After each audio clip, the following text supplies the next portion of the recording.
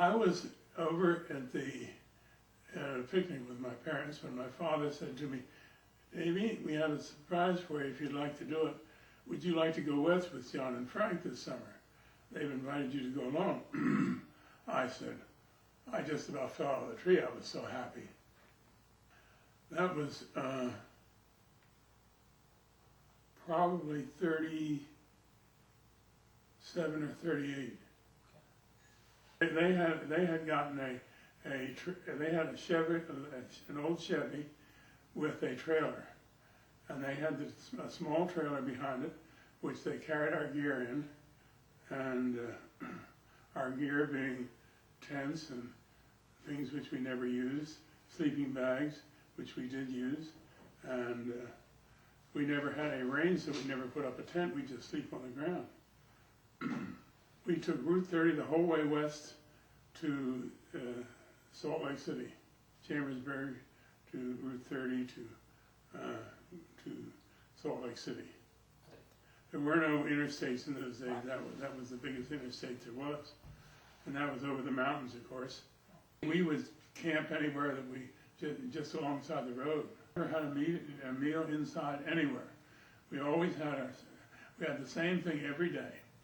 We would have cornmeal mush one day, and then we'd fry cornmeal we'd make that into a salad, and we'd fry it the next morning for breakfast. We had American cheese, tomato, and lettuce for lunch, and then we'd have hamburger or something like that in the evening with a vegetable and so on. All of it cooked over an open fire.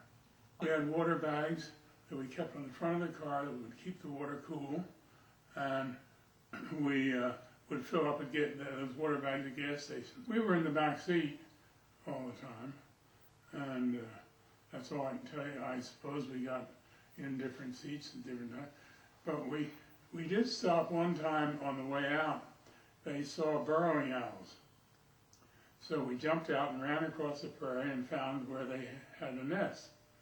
And John and Frank had a shovel with them, and we dug the burrowing owls, babies out, and he wanted to bring one of them home for Jean. So it parked itself on the seat between the front and the back seat, and it would poop on us all the time. We finally got smart and put newspapers on our laps, so that we protected ourselves that way.